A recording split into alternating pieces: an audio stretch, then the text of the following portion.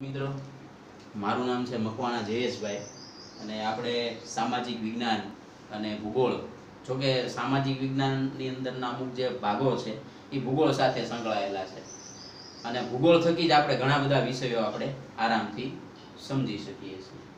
તો મારું નામ મકવાણા જયેશભાઈ છે અને આપણે અત્યારે હાલની અંદર અમુક થોડીક નાની મોટી બાબતો જે વિષય ભણતા પહેલાંની પૂર્વ તૈયારી છે એ કરી.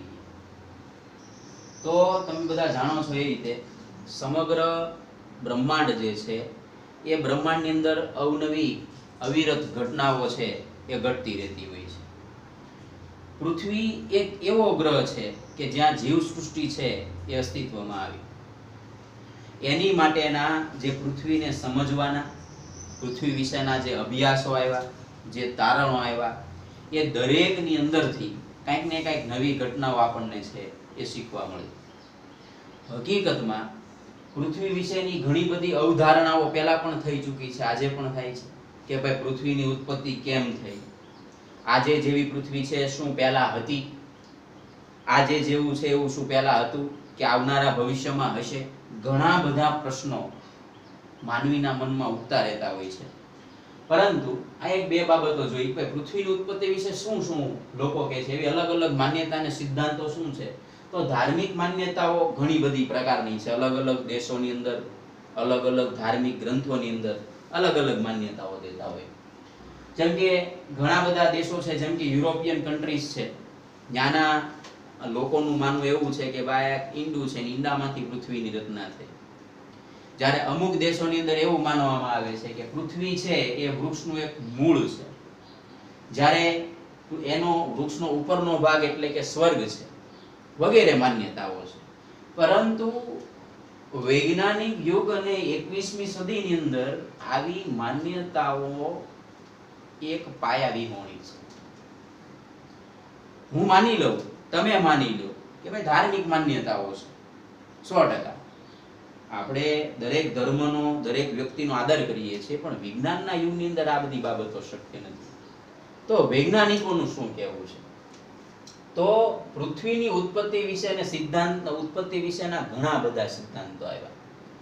એ સિદ્ધાંતો પૈકી અત્યારનો સૌથી આધુનિક સિદ્ધાંત અને જેને સારામાં સારી વધુમાં વધુ માન્યતા મળી હોય તે સિદ્ધાંત એટલે આધુનિક સિદ્ધાંત કે જેને આપણે નામ આપ્યું છે બિગ બેંગ થિયરી અથવા તો બિગ બેંગ ઘટના. શું છે બિગ બેંગ? તો બિગ બેંગ એટલે બ્રહ્માંડ વિસ્તરણ થવું. બ્રહ્માંડ વિસ્તરણ થવું, આવો સિદ્ધાંત પહેલી વહેલી વખત જ્યોર્જ લિમિત્રી નામના એક વિદ્વાને આપ્યો. ત્યારબાદ એણે એવું પ્રતિપાદિત કર્યું, એણે એવું સાબિત કર્યું જ્યોર્જ લિમિત્રીએ કે ભાઈ બ્રહ્માંડ છે વિસ્તાર પામી રહ્યું છે. અને ત્યારબાદ એડવિન હબલ નામનો એક વિદ્વાન છે, એણે પણ એવું કીધું કે ભાઈ બ્રહ્માંડ છે વિસ્તરણ પામી રહ્યું છે, આકાશ ગંગાઓ એકબીજાથી દૂર ખસી રહી છે. તો આ આધુનિક સિદ્ધાંત છે, બિગ બેંગ ઘટના છે. અને એણે એવું પણ કહ્યું કે આ ઘટનાને અંતે માત્ર 3-4 મિનિટની અંદર એ નાના નાના પરમાણુઓ બન્યા છે અને પછી એમાંથી અલગ અલગ રચનાઓ થઈ છે. આજે જે પૃથ્વી છે એ પૃથ્વી એની ઘણા બધા વર્ષો કે સદીઓ પછીના પરિપાક રૂપે આપણે પૃથ્વી જોઈએ છીએ. પૃથ્વીનું મુખ્ય આવરણની અંદર હાઇડ્રોજન અને હિલિયમનું ઉપરનો વિભાગ જે વાતાવરણ છે એ બનેલો છે, બરોબર. તો આજની જે પૃથ્વી છે એની પર તો મહાસાગરો છે, એની પર તો ખંડો છે. પૃથ્વી એક એવો ખંડ છે કે જેની પર પાણી છે, સાગરો આવેલા છે, નદીઓ આવેલો છે, મતલબ કે પાણી આવેલું છે. તો એને પૃથ્વીને જલીય ગ્રહ તરીકે પણ ઓળખવામાં આવે છે, કારણ કે પાણીનો ભાગ છે. હવે આ તો વાત થઈ બિગ બેંગ ઘટનાની. થોડીક અમથી ટૂંકી વાત કરીએ આપણે કે તો ફરી વખત યાદ રાખો કે બિગ બેંગ ઘટના છે જ્યોર્જ લિમિત્રી દ્વારા, અને ત્યારબાદ એને વધારે અનુમોદન આપવામાં આવ્યું એડવિન હબલ નામના વ્યક્તિ દ્વારા કે બ્રહ્માંડ છે વિસ્તરણ પામે છે, ભવિષ્યમાં પણ પામવાનું છે. હવે થોડીક અલગ વાત કરીએ કે ભાઈ પૃથ્વી જે છે એનું તાપમાન અમુક સમય પછી 4500 કેલ્વિન જેટલું ઓછું થતું ગયું, ધીમે ધીમે જીવસૃષ્ટિની રચના થઈ. પરંતુ પૃથ્વીની આ જે બધી બાબતો છે તરત જ બંધ ન થઈ ગઈ, એના આંતરિક બળો અને બાહ્ય બળો તો શરૂ જ રહ્યા. તો પૃથ્વીના આંતરિક બળો અને બાહ્ય બળોના પરિણામ સ્વરૂપ પૃથ્વી પર ભૂ આકૃતિઓ અસ્તિત્વમાં આવી. તો શું છે ભૂ આકૃતિઓ? હવે એક વસ્તુ સમજો કે ભૂ આકૃતિ એટલે કંઈ નહીં કે પૃથ્વી પર આવેલી અલગ અલગ કુદરતી રચનાઓ. જોઈએ તો આ ભૂ આકૃતિ તરીકે આપણે ઓળખીએ છીએ. તો પૃથ્વી પરની ભૂ આકૃતિ ટોટલ 3 વિભાગમાં વહેંચાય. જેમાં એક આવશે પ્રથમ શ્રેણીના ભૂમિ સ્વરૂપો, બીજા આવશે દ્વિતીય શ્રેણીના ભૂમિ સ્વરૂપો, ત્રીજા આવશે તૃતીય શ્રેણીના ભૂમિ સ્વરૂપો. તો પ્રથમ શ્રેણીના એટલે કેવા? તો કે પૃથ્વીની રચના થઈ, પૃથ્વી અસ્તિત્વમાં આવી, એમાં પહેલી વહેલી વખત મહાસાગરો અને ખંડો અસ્તિત્વમાં આવ્યા છે. ત્યારબાદ દ્વિતીય શ્રેણીના ભૂમિ સ્વરૂપો એટલે કેમ? તો કે ભાઈ પ્રથમ શ્રેણીના ભૂમિ સ્વરૂપો જે છે એ ભૂમિ સ્વરૂપોની અંદરની હિલચાલ બાહ્ય બળોને આધારે દ્વિતીય શ્રેણીના ભૂમિ સ્વરૂપો બન્યા છે. જેમ કે પર્વતો, ઉચ્ચ પ્રદેશ, મેદાનો, ખીણો વગેરે. અને પ્રથમ શ્રેણીના અને દ્વિતીય શ્રેણીના બેયના મળીને કોઈ જે બળો લાગ્યા છે એના કારણે તૃતીય શ્રેણીના ભૂમિ સ્વરૂપો અસ્તિત્વમાં આવ્યા. જેમ કે નદીઓ, હિમ નદીઓ વગેરે. તો એ તૃતીય શ્રેણીના છે. જો આ સિવાય તૃતીય શ્રેણીના ભૂમિ સ્વરૂપોને જો વહેંચવામાં આવે તો અનેક પ્રકાર પાડી શકાય, પણ એ અત્યારે આપણી માટે મહત્વનું નથી. હવે બીજી વસ્તુ જુઓ કે આ થઈ ગયા 3, તો કે પ્રથમ શ્રેણીના, દ્વિતીય શ્રેણીના અને તૃતીય શ્રેણીના.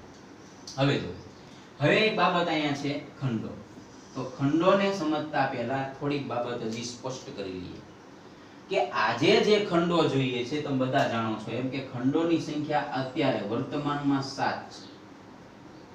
ભવિષ્યમાં કેટલી છે? તો કે આપણને તરત એવો આન્સર આપણે આપશું કે ભાઈ 7 નહીં. આવનારા ભવિષ્યની અંદર આ 7 ની બદલે 8 પણ હોઈ શકે, 7 ની બદલે 10 પણ હોઈ શકે, પણ એ નજીકની સદીઓની વાત છે. નજીકના ભવિષ્ય. જો જ્યારે નજીક શબ્દ બોલાય છે ત્યારે અહીં એક બાબત આપણે ખ્યાલ રાખવો જોઈએ કે નજીક એટલે ઘણી બધી સદીઓની વાત છે. એ પછી કદાચ ખંડો છે એ વિસ્તરણ પામતા રહેશે, બરોબર. પરંતુ આ ખંડોની જે ઘટના છે આખી, બરોબર, તો ખંડો જે છે એ ખંડો જે છે કેટલા છે? 7 આપણને ખબર છે. પરંતુ વેગન નામનો જે વિદ્વાન હતો, વેગન નામનો વિદ્વાન, એ વેગન નામના વિદ્વાને જે છે ખંડ પ્રવહનનો સિદ્ધાંત આપણને આપ્યો છે, બરાબર. હવે આ ખંડ પ્રવહનનો સિદ્ધાંત શું છે?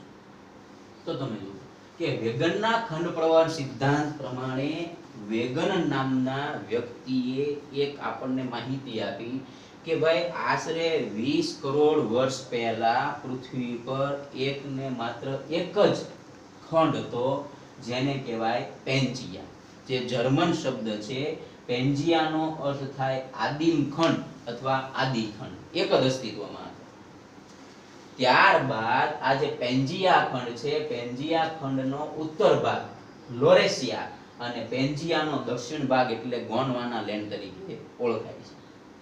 આ પેન્જિયા એટલે કે લોરેશિયા અને ગોંડવાના લેન્ડ વચ્ચે એક ટેથિસ સાગર આવેલો હતો.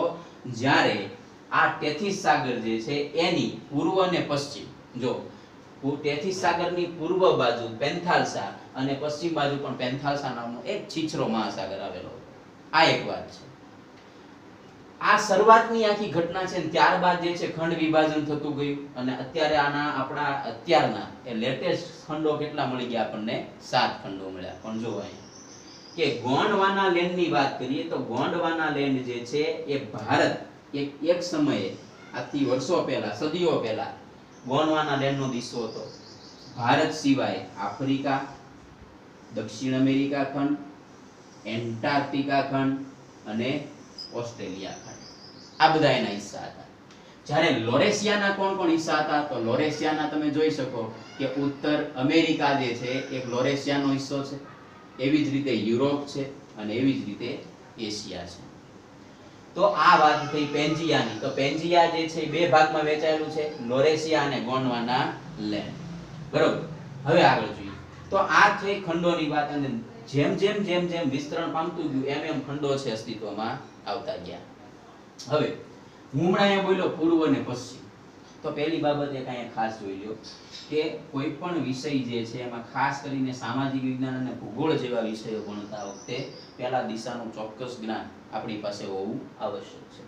તો હંમેશા યાદ રાખવા માટે મિત્રો, જો હંમેશા મસ્તકની ઉપરની બાજુ એટલે કે નકશો તારે તમે જોવો છો, તમારી બાજુ તમારે હથેળી રાખો છો, તો એની ઉપરની બાજુ હંમેશા કઈ છે? એને આપણે કહીશું ઉત્તર દિશા. હંમેશા એની વિરુદ્ધમાં આવશે દક્ષિણ. તો પહેલી થઈ ગઈ ઉત્તર, બીજી થઈ ગઈ દક્ષિણ. એવી જ રીતે ઉત્તર અને દક્ષિણ આ બાજુ તમે જુઓ તો પૂર્વ આવશે. ઘડિયાળના કાંટાની દિશામાં જો આપણે હાલતા જઈએ તો પહેલા ઉત્તર આવશે, પછી પૂર્વ આવશે, પછી દક્ષિણ આવશે અને પછી પશ્ચિમ આવશે. તો આપણી આ ચાર દિશા થઈ. એવી જ રીતે આ ચાર દિશાની સાથે ચાર ખૂણા પણ યાદ રાખવા પડશે. તો જુઓ ભાઈ, એની માટે એક સામાન્ય સૂત્ર છે વાઈ. જે દિશા તમે છેલ્લી લખી હતી ત્યાંથી પ્રથમ ખૂણો લખવાનો શરૂ કરવાનો. તો અહીંયા પહેલો આપણો ખૂણો આવશે વાયવ્ય, બીજો આવશે પાછો ઘડિયાળના કાંટાની દિશામાં જતા ઈશાન, પછી આવશે અગ્નિ અને પછી આવશે નૈઋત્ય. આપણે ઘણી વખત છાપામાં વાંચતા હોય કે નૈઋત્યના પવનો. એવી જ રીતે ઘણી વખત આપણે ગુજરાતના સંદર્ભમાં વિચારીએ તો પાછા ફરતા મોસમી પવનો, અને ઘણી વખત એવું પણ વાંચ્યું છે કે નૈઋત્યના પવનોને કારણે વરસાદ આવ્યો. એ નૈઋત્યના પવનો એટલે કાંઈ નહીં, નૈઋત્યનો ખૂણો, બરોબર, જે કોની વચ્ચે પણ છે? તો કે દક્ષિણ અને પશ્ચિમ વચ્ચેનો છે. એવી જ રીતે હવે એક અહીંયા બાબત વિચારીએ કે આને જો ફક્ત ગુજરાતીમાં તો આપણને ખબર જ છે, પણ જો અહીંયા તમે ઉત્તર જે છે તો તમે નકશામાં ક્યારેક ક્યાંક વાંચ્યું છે એન એટલે નોર્થ. એવી જ રીતે તમે પૂર્વ હોય તો ત્યાં આપણે વાંચ્યું છે ઈસ્ટ. એવી જ રીતે દક્ષિણ બાજુ જાઓ તો ઘણી વખત આપણે મૂવીમાં પણ બોલતા હોય કે સાઉથની મૂવી છે, તો અહીંયા આપણે બોલીએ એસ એટલે કે સાઉથ. એવી જ રીતે તમે ભાવનગર રેલવે સ્ટેશન કે પછી ગુજરાતના કોઈ રેલવે સ્ટેશનની અંદર છો અથવા તો પશ્ચિમ ભાગમાં છો તો તમે વાંચ્યું છે વેસ્ટર્ન રેલવે. તો વેસ્ટર્ન રેલવે એટલે શું? તો કે પશ્ચિમ બાજુનો રેલવેમાં તો વેસ્ટ થઈ ગયા. તો જો અહીંયા આપણો ન્યૂઝ શબ્દ પણ બની ગયો NEWS, ન્યૂઝ એટલે સમાચાર. તો આ થઈ ગઈ નોર્થ, ઈસ્ટ, સાઉથ અને વેસ્ટ. તો ચાર ખૂણા અને ચાર દિશાઓ જે છે એનું પૂરું થયું. તો ફરી વખત એને યાદ કરી લઈએ. આ ઉત્તર દિશા, એવી જ રીતે દક્ષિણ દિશા, આ પૂર્વ દિશા અને આ પશ્ચિમ દિશા. એવી જ રીતે ખૂણાઓમાં સૂત્ર છે વાઈ. તો અહીંયા વાયવ્ય આવશે, અહીંયા ઈશાન આવશે, અહીંયા અગ્નિ આવશે અને અહીંયા નૈઋત્ય આવશે. આટલી વસ્તુ થઈ. ચાલો હવે આ દરેકે દરેક જે દિશાઓ છે એને જો ચોક્કસ રીતે આપણે વેચી દઈએ તો એની અંદરથી આપણને બીજી ઘણી બધી માહિતી કે હકીકતો આપણને મળી શકે. પરંતુ આટલી વસ્તુઓ જે છે એ ક્યારેય આપણને ભૂલાવી જોઈએ નહીં. તો ફરી વખત પૃથ્વી પરની ભૂમિ આકૃતિના વિભાગો ત્રણ પ્રકારે પાડી શકાય. તો કે પ્રથમ શ્રેણીના ભૂમિ સ્વરૂપો એ પહેલા બન્યા મહાસાગરો અને ખંડો. ત્યારબાદ દ્વિતીય શ્રેણીના ભૂમિ સ્વરૂપો તો એ પર્વતો અને ઉચ્ચ પ્રદેશ, મેદાનો અને ખીણો બની. તૃતીય શ્રેણીના ભૂમિ સ્વરૂપોમાં નદીઓ અને હિમનદીઓ વગેરે બની. તો આ પ્રથમ શ્રેણીના થઈ ગયા. તો આટલી વસ્તુ યાદ રાખો. શરૂઆતની અંદર જે ખંડ હતો એ ખંડ હતો એક પેન્જિયા, અને પેન્જિયાનો ઉત્તર ભાગ એટલે લોરેશિયા અને પેન્જિયાનો દક્ષિણ ભાગ એટલે ગોંડવાના લેન્ડ તરીકે આપણે ઓળખીએ છીએ. ચાલો, તો આટલી વસ્તુ થઈ ગઈ. બાકી દિશાઓ, આટલી દિશાઓ અને ચાર દિશા અને ચાર ખૂણા ભૂલાવા જોઈએ નહીં, કારણ કે એના માર્ક પણ આપણે નકશાની અંદર લેવાના રહેશે. ચાલો, તો મિત્રો આપણે જેમ આગળ જોયું બરોબર, એની અંદર આપણે એવું નક્કી કર્યું કે ભાઈ ત્રણ પ્રકારના જે છે ભૂમિ સ્વરૂપો છે. એની અંદર પ્રથમ જે ભૂમિ સ્વરૂપ છે એ પ્રથમ ભૂમિ સ્વરૂપની અંદર આપણે જોયું મહાસાગરો અને ખંડો. હવે આ મહાસાગરો અને ખંડો તો બધા આપણને એમ ખબર હોય કે ભાઈ આટલા મહાસાગર છે ને આટલા ખંડો છે, પણ હવેની જે પરીક્ષા પદ્ધતિ છે એ પરીક્ષા પદ્ધતિ થોડી તદ્દન અલગ છે. સમજો છો? તો ચાર મહાસાગરો છે પહેલા આપણે જોઈએ. તો ચાર મહાસાગરોમાં પહેલો જે મહાસાગર છે એ મહાસાગરને આપણે નામ આપેલું છે પેસિફિક, અથવા તો એને આપણે કહીએ પ્રશાંત મહાસાગર. આ સૌથી ઊંડામાં ઊંડો મહાસાગર છે, બરાબર. તો સૌથી ઊંડામાં ઊંડો મહાસાગર છે પેસિફિક અથવા તો પ્રશાંત મહાસાગર. કારણ કે પૃથ્વી ગોળ છે એટલે અહીંયા પણ કયો આવશે? પેસિફિક મહાસાગર આવશે. એવી જ રીતે જે બાજુ ભારત છે, આફ્રિકા અને ઓસ્ટ્રેલિયા, આ બધાની જે વચ્ચે જે છે એક મહાસાગર આવશે, એનું નામ છે હિન્દ મહાસાગર. હિન્દ મહાસાગર. તો પહેલો આપણને મળી ગયો પેસિફિક મહાસાગર, બીજો મળ્યો આપણને હિન્દ મહાસાગર. એવી જ રીતે આ જે ભાગ છે એટલે કે આફ્રિકાની આ જે દિશા થાય, પશ્ચિમ દિશા થાય, એવી જ રીતે ઉત્તર અમેરિકા ખંડ જે છે એની પૂર્વ દિશા. તો અહીં જે આવેલો છે એને આપણે કહીશું એટલાન્ટિક મહાસાગર. કયો મહાસાગર આવશે? એટલાન્ટિક મહાસાગર. અને સૌથી ઉપર એટલે કે ઉત્તર બાજુ એનું નામ છે આર્કટિક મહાસાગર. ચાલો, તો આ 4 મહાસાગર થઈ ગયા. બરોબર. ફરી વખત એને રિપીટ મારી લઈએ, ફરી વખત એને યાદ કરી લઈએ. પહેલો આવશે પેસિફિક મહાસાગર, બીજો આવશે હિન્દ મહાસાગર, આ કોઈ ક્રમ નથી. બરોબર. ત્રીજો મહાસાગર આપણે યાદ રાખશો આર્કટિક મહાસાગર, અને ચોથો આવશે એટલાન્ટિક મહાસાગર. તમને જે રીતે યાદ રહે. હવે જો અહીંયા યાદ રાખવા માટે હજી એક સરળ વસ્તુ કહી દઉં. અહીંયા આર્કટિક એવું છે, તો એની વિરોધમાં એક ખંડ આવેલો છે એન્ટાર્કટિકા. આ એન્ટાર્કટિકાની વિરોધમાં એ આવેલો છે ને, એટલે એન્ટી આર્કટિક એવું નામ રાખેલું છે આનું. જો બે વિરુદ્ધ છે એટલા માટે એ જે આપણે હજી સ્પષ્ટતા કરશું. તો આપણા 4 મહાસાગરો થઈ ગયા, જે પ્રથમ ભૂમિ સ્વરૂપ છે. ચાલો, તો સમગ્ર વિશ્વ જે છે, શરૂઆતમાં મેં કીધું એમ કે ભાઈ શરૂઆતમાં પેન્જિયા એકમાત્ર ખંડ હતો, ત્યારબાદ એનો ઉત્તર ભાગ અને દક્ષિણ ભાગ, જેમ કે લોરેશિયા ની બધી આપણે ચર્ચા કરી. હવે થોડીક આગળ જઈએ તો 7 ખંડોમાં પ્રથમ ખંડ, જો હવે ક્ષેત્રફળમાં સૌથી મોટાથી આગળ ચાલીએ છે, સૌથી મોટાથી નાના તરફ, તો પહેલા ક્રમનો ખંડ આપણનો બનશે એશિયા. તો આ પ્રથમ ખંડ થઈ ગયો. એવી જ રીતે બીજા ક્રમનો ખંડ બનશે આપણો એ આફ્રિકા છે. એવી જ રીતે ત્રીજા ક્રમનો ખંડ છે એ છે ઉત્તર અમેરિકા. એવી જ રીતે ચોથા ક્રમે આપણે લઈશું દક્ષિણ અમેરિકા. તો 4 થઈ ગયા. ફરી વખત જો, પહેલા ક્રમે આવી ગયો એશિયા, બીજા ક્રમે આફ્રિકા, ત્રીજા ક્રમે ઉત્તર અમેરિકા, ચોથા ક્રમે દક્ષિણ અમેરિકા. એવી જ રીતે પાંચમા ક્રમે છેક દક્ષિણમાં આપણે જોશું એન્ટાર્કટિકા. છઠ્ઠા ક્રમે આ બધો તમે ભાગ જોઈ રહ્યા છો, આ બધો ભાગ. તો છઠ્ઠા ક્રમે આપણે જોશું યુરોપ. એવી જ રીતે સાતમા ક્રમે એટલે કે સૌથી નાનામાં નાનો ખંડ એ છે ઓસ્ટ્રેલિયા. તો આપણા 7 ખંડો થઈ ગયા. આ સમગ્ર પૃથ્વીનો આખો જે છે એ નકશો છે. બરોબર. તો આ આખો નકશો છે. હવે મેં તમને જે દિશા શીખવાડી હતી એ પ્રમાણે આ બાજુની જે દિશા થશે એ પૂર્વ દિશા થશે, આ ઉત્તર દિશા, આ દક્ષિણ દિશા, અને આ ઓબ્વિયસલી પશ્ચિમ દિશા. તો ફરી વખત જો, તો પહેલા ક્રમે એશિયા, બીજા ક્રમે આફ્રિકા, ત્રીજા ક્રમે ઉત્તર અમેરિકા, ચોથા ક્રમે દક્ષિણ અમેરિકા, પાંચમા ક્રમે એન્ટાર્કટિકા, છઠ્ઠા ક્રમે યુરોપ, અને સાતમા ક્રમે ઓસ્ટ્રેલિયા. સાવ સિમ્પલ સાદા સવાલ પૂછીએ કે જેમ કે સૌથી મોટો અને સૌથી નાનો ખંડ કયો? તો હવે તમને તરત જ ખ્યાલ આવી જાય, સૌથી મોટો ખંડ એશિયા, સૌથી નાનો ખંડ ઓસ્ટ્રેલિયા. હવે બીજી બે ત્રણ વસ્તુ જોઈએ આપણે.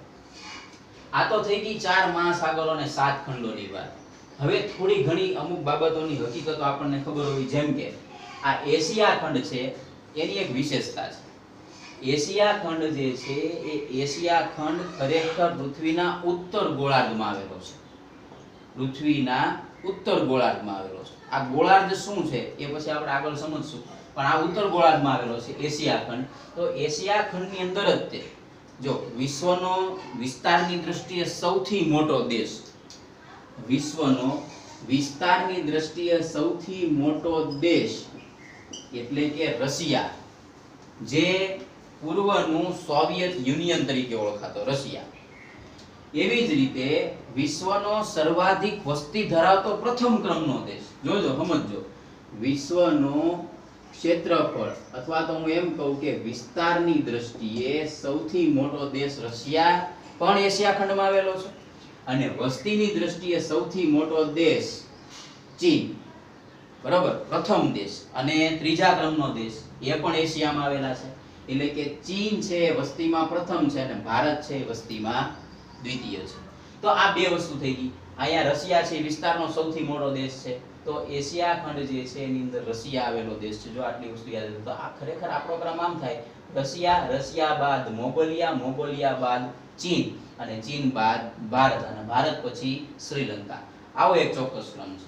તો આટલા થઈ ગયા. બીજી બે ત્રણ બાબતો જોઈએ. હવે યાદ રાખો કે પૃથ્વી સપાટી જે છે, પૃથ્વી સપાટી ઉપર આખા જે બધા ખંડો છે, ખંડો ઉપરના એક ચોક્કસ ભાગો પાડેલા છે. જેમ કે તમે નામ સાંભળેલા છે અક્ષાંશ અને રેખાંશ. તો પૃથ્વીના બે સરખા ભાગમાં જે વહેંચે છે, જો તમે અહીં જોઈ શકો, પૃથ્વીને બે જે સરખા ભાગમાં વહેંચે છે, જેને 0 ડિગ્રી અક્ષાંશ કહે છે, જેને 0 ડિગ્રી અક્ષાંશ, અથવા તો આને વિષુવવૃત્ત તરીકે પણ ઓળખવામાં આવે છે. આ વિષુવવૃત્ત પૃથ્વીને બે હરખા સમાન ભાગમાં વહેંચે છે, ઉત્તર તરફનો અને દક્ષિણ તરફનો. જે ઉત્તર તરફનો ભાગ છે, જે ઉત્તર બાજુ આવેલો છે, જો અહીં આપણે સમજીએ થોડી, જે ઉત્તર તરફનો ભાગ છે આ પૃથ્વી છે.